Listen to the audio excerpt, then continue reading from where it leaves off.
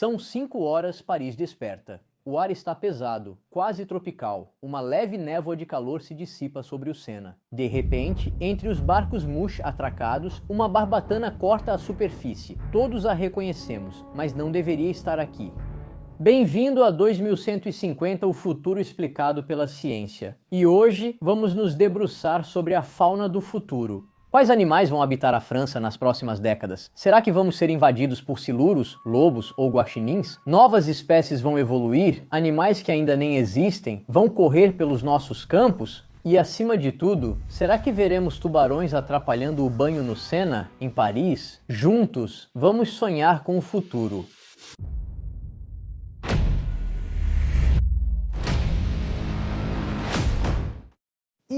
Imagine Marsella, povoada por focas e pinguins. Uma Paris com alces no bosque de Boulogne, bisões em Fontainebleau, botos diante da Ile de la Cité, milhões de salmões subindo sob a Ponte Neuf a cada primavera, seguidos por inquietantes nadadeiras dorsais. Esse quadro não é um futuro improvável, é a verdadeira aparência do que era a França há apenas alguns séculos. As nadadeiras dorsais não eram de tubarões, mas de um predador igualmente imponente, o esturjão, que pode viver 150 anos, pesar mais de 1 tonelada e habitava todos os rios franceses até 1900. Então, seus bisavós podiam ver nadadeiras dorsais no Sena. Se começamos essa viagem para o futuro olhando para o passado, é porque isso é interessante para entender como a biodiversidade evolui e tentar adivinhar seu futuro. Quais espécies estão em declínio e quais, ao contrário, estão prestes a viver seu momento de glória? O que salta aos olhos, claro, em primeiro lugar, é a perda de biodiversidade por causa das nossas atividades humanas. Alces nas nossas florestas, botos ou milhões de salmões no Sena, tudo isso desapareceu. E se a gente não percebe, é por causa da amnésia ambiental.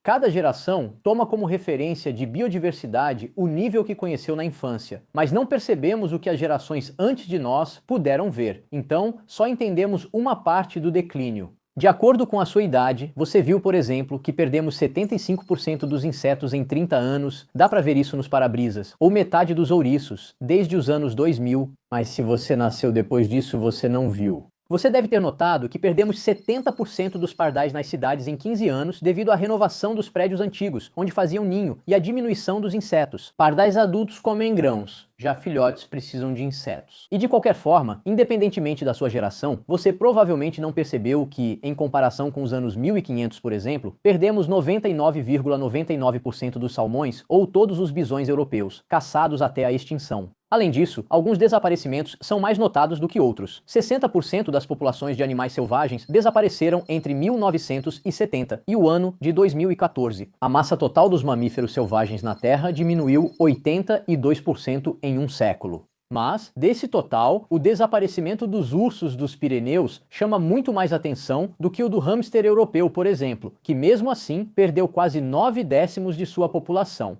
Sim, o único hamster selvagem do nosso continente. Na verdade, as grandes espécies emblemáticas são até as menos afetadas e as mais propensas a ainda estarem presentes no futuro. São justamente elas que fizeram seu grande retorno nos últimos anos: lobo, castor, cervo, cabra montesa, lontra, urso pardo, lince.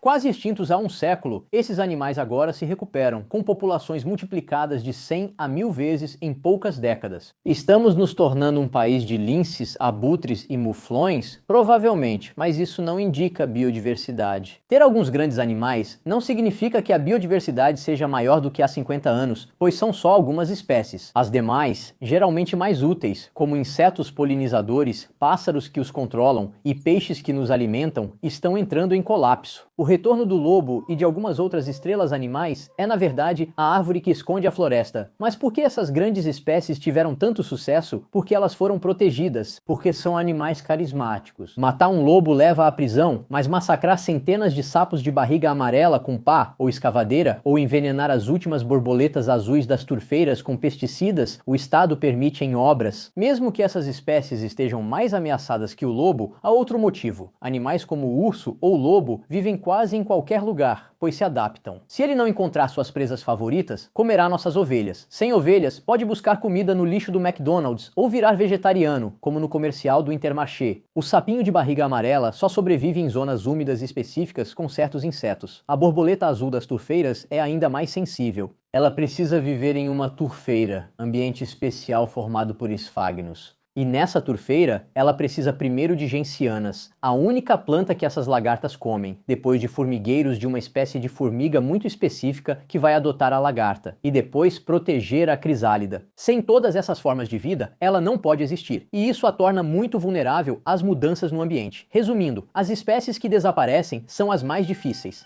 Desculpe, as mais especializadas. As que têm sucesso são como o lobo do Intermarché, espécies fáceis de conviver, plásticas e generalistas, que se adaptam quase em qualquer lugar. Caminhamos para uma fauna cada vez mais uniforme, com animais generalistas como pombo, estorninho, rato e raposa, enquanto os especialistas desaparecem. Mas não são apenas as espécies mais adaptáveis do nosso país que vão proliferar no nosso solo, no futuro, porque cada vez mais a fauna está se deslocando.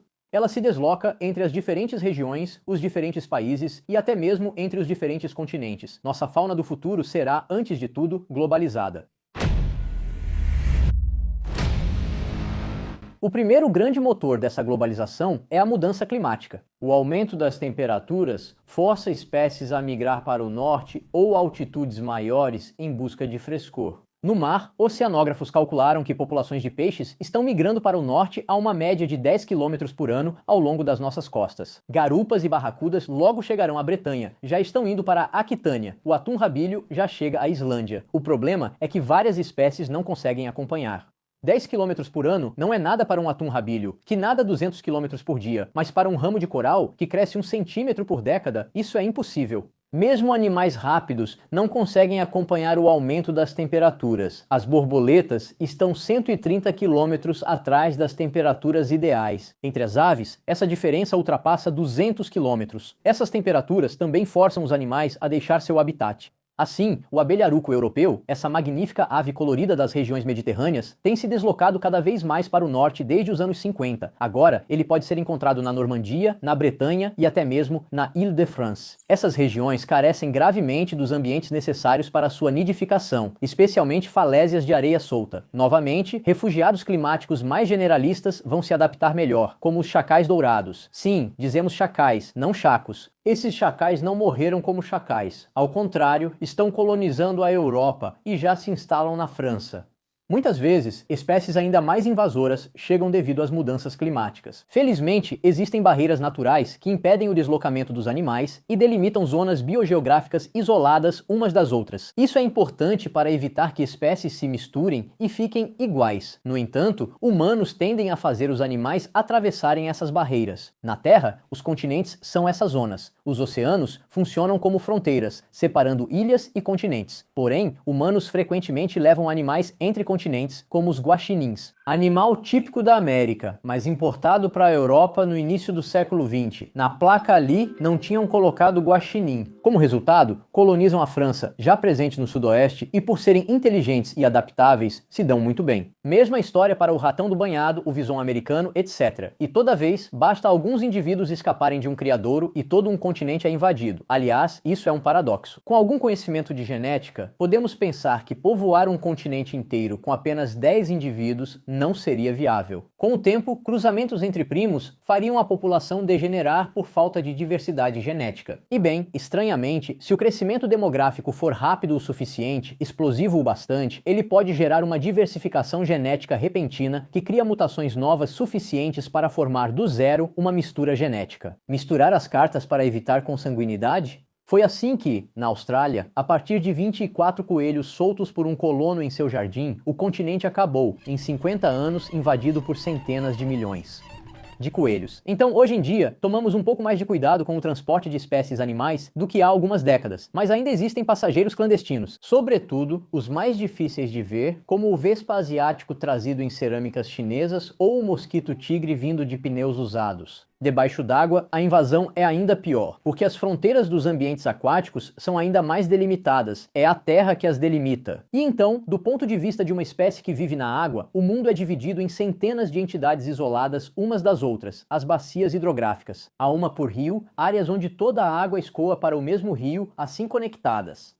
Se você é um animal de água doce, não consegue passar de uma bacia hidrográfica para outra sem atravessar terra, mar ou ar, geralmente intransponíveis. Essas bacias hidrográficas são separadas para os seres vivos pela geologia há mais de 10 mil anos e diferentes espécies evoluíram em cada uma delas. Mas essa grande diversidade, o ser humano novamente está destruindo. Ele não só transfere espécies entre bacias hidrográficas, como também as conecta por canais, agravando o problema. Para as espécies aquáticas, um canal entre o Reno e o Ródano equivale a construir uma ponte entre Europa e América. Já pensou em guaxinins invadindo para provar a culinária francesa? É o que ocorre debaixo d'água. Os canais que conectam os rios permitem nadar entre quase todas as bacias hidrográficas, misturando tudo. E foi assim que gobídeos, pequenos peixes da bacia do Mar Negro, chegaram nadando até a maioria dos rios franceses. Há 10 anos, eles se multiplicam e cobrem o chão. Uma pedra desse tamanho no Sena, em Paris, mostra 5 ou 6 gobídeos juntos, prejudicando o ecossistema. Tomara que tubarões comam todos. Depois, falamos dos tubarões.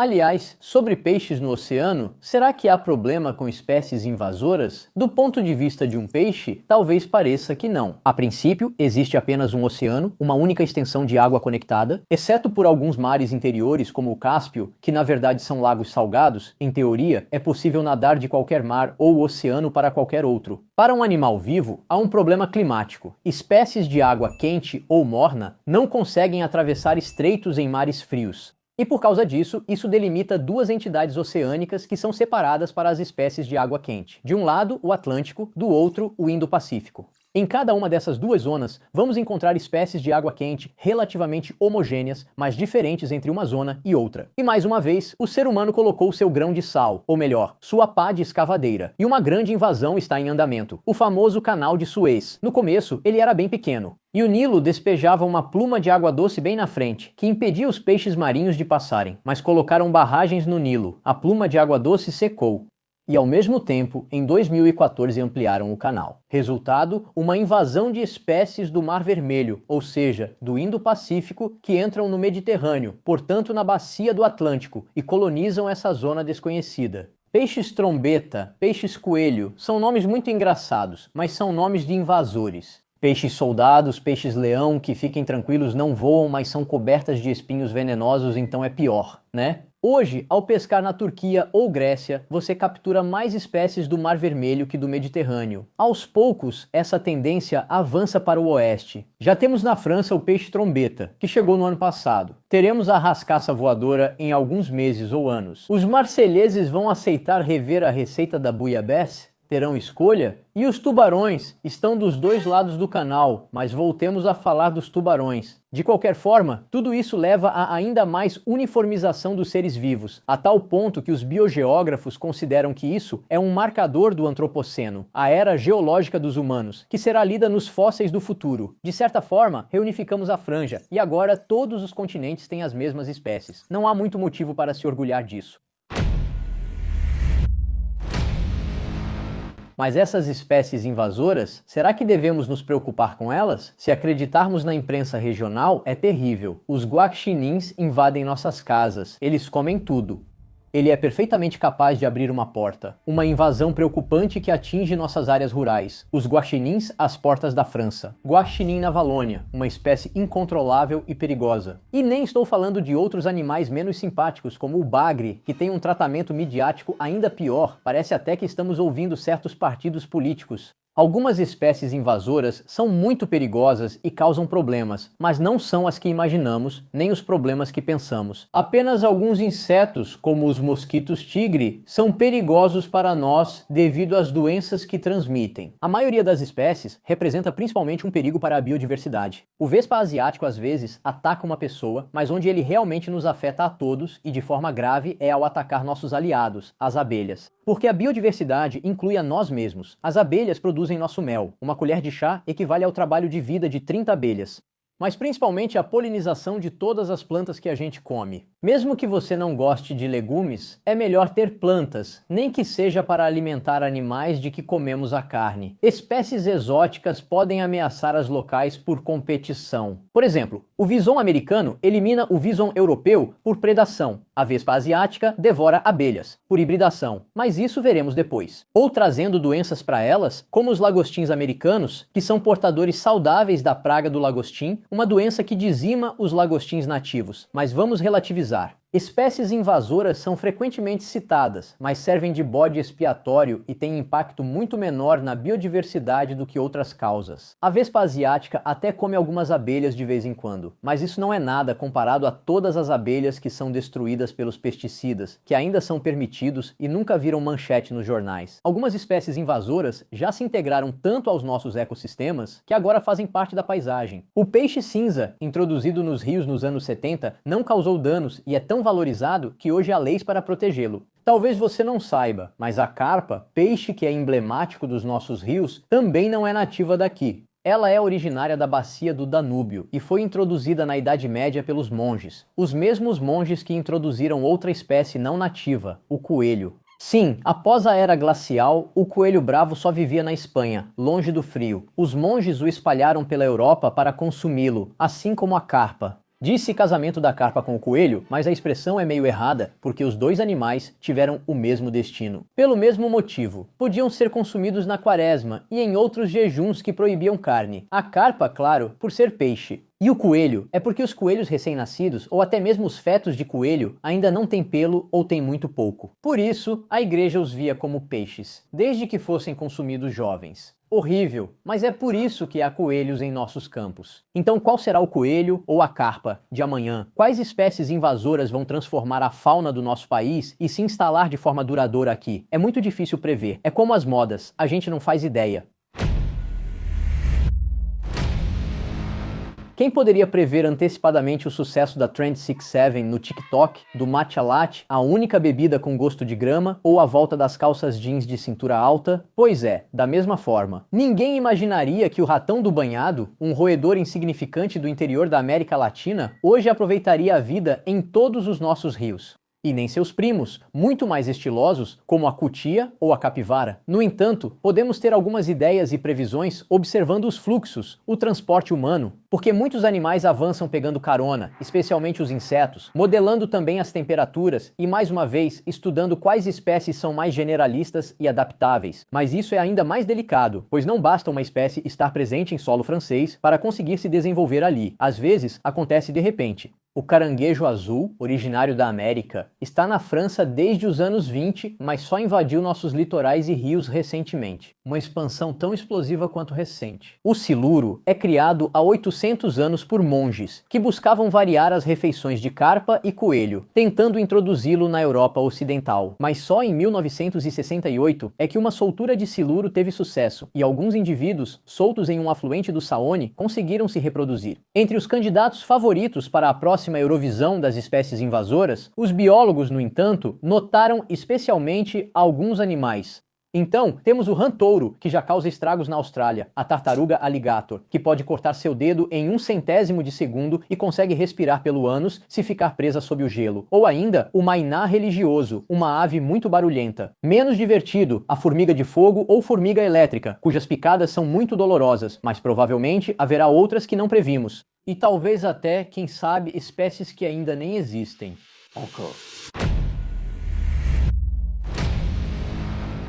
Há alguns anos, no metrô de Londres, cientistas decidiram estudar os mosquitos.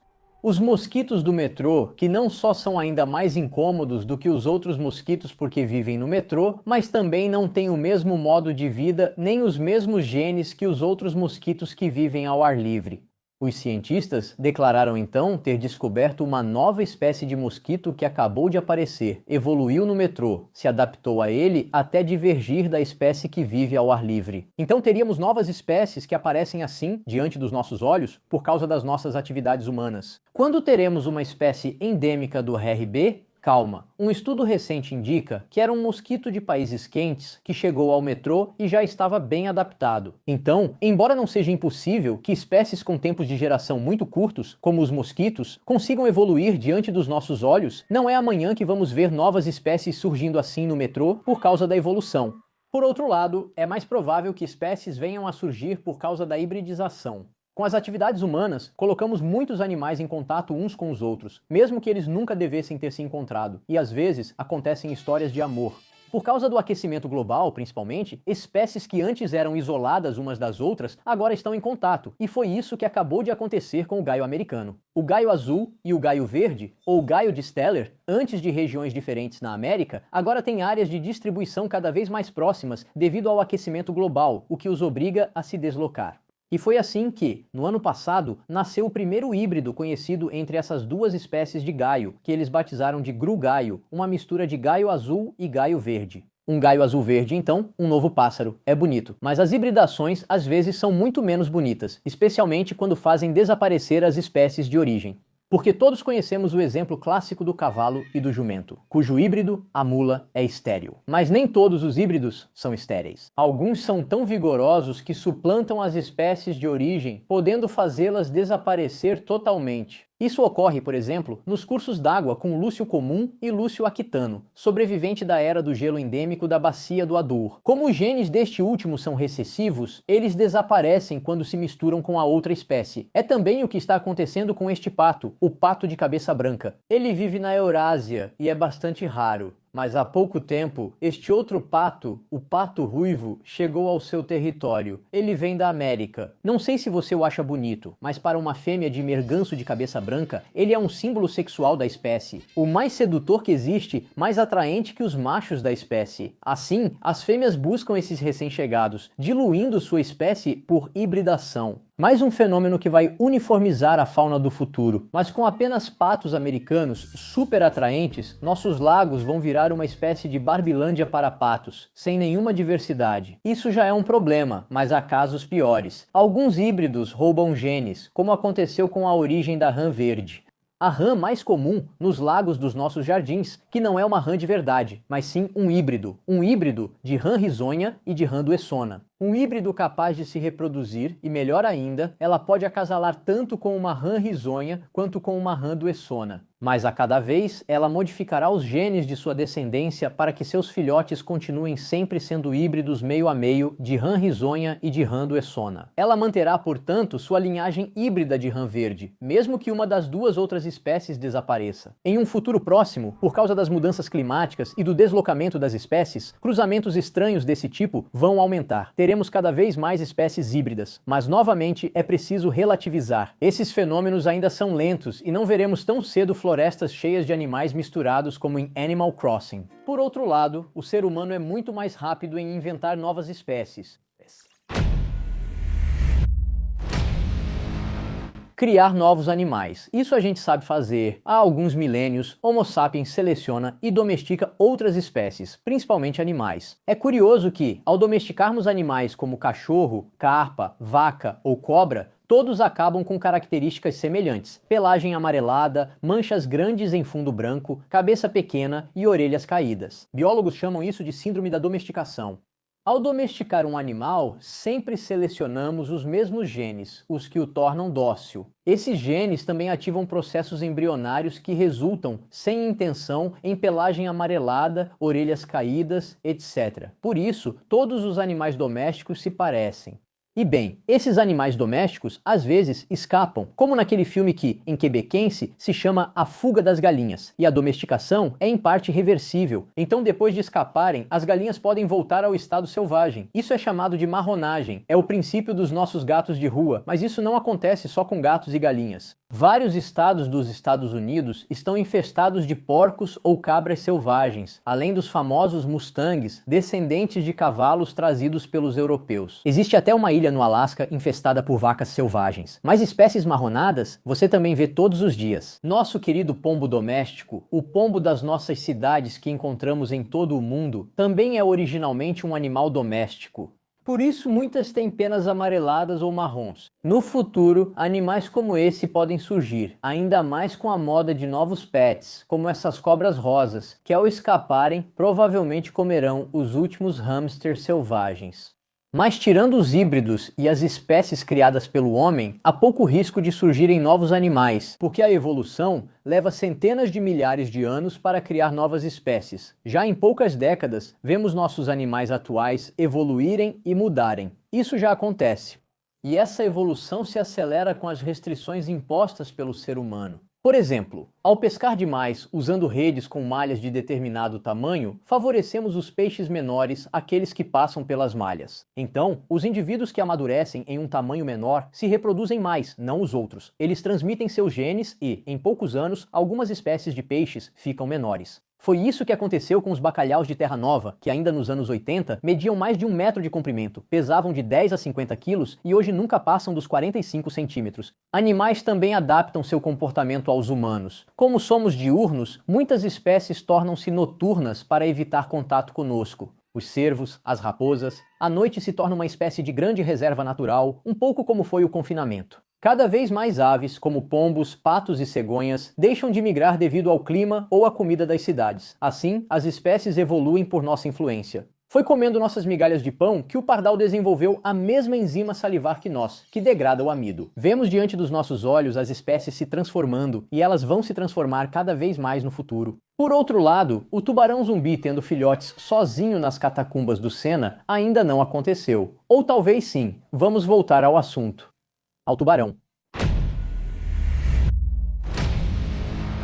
Se algum dia houver tubarões no Sena, com certeza serão tubarões-touro, os únicos que conseguem viver tanto em água doce quanto no mar. 3 tubarões vivem em água doce, o do Ganges e 2 da Austrália, mas ficam restritos aos seus rios. Eles não vivem no mar, então não há risco de nos invadirem. Já o tubarão-touro pode vir do mar e subir nossos rios. Aliás, ele faz isso com bastante frequência e por distâncias muito grandes. Na África, sabe-se que ele sobe o rio Zambeze por mais de 1000 quilômetros. Na América, o Mississippi por 3000 quilômetros. No Amazonas, ele sobe até o território próximo ao Forte dos Andes, a mais de 5000 quilômetros do oceano. Então, chegar até Paris, para ele, é uma viagem bem curta. Felizmente, trata-se de um tubarão de água quente. Ele precisa de água acima de 21 graus, idealmente em torno de 30, para dar um mergulho nas nossas regiões. Então, para que ele possa se sentir à vontade em Le Havre e entrar no estuário do Sena, ele teria que vir do Senegal, e como as temperaturas e as espécies marinhas avançam cerca de 10 km por ano, isso levaria cerca de 300 anos, mas pode levar talvez metade desse tempo, já que o aquecimento global está se acelerando. De qualquer forma, nada de tubarão tão cedo no Sena, mas por outro lado, no Ródano. No Mediterrâneo, as águas já ficam quentes o suficiente durante todo o verão e por mais tempo a cada ano. Assim, não é improvável que, em breve, tubarões-touros subam pela Camarga e nadem em Lyon até o lago Léman. Bem, suíços, fiquem tranquilos. Mesmo onde há tubarões, a probabilidade de ser atacado é menor do que ser eletrocutado pela sua torradeira ou levar um coco na cabeça. Exceto que coqueiros, talvez um dia também haja no lago Léman. Mas isso já é outra história.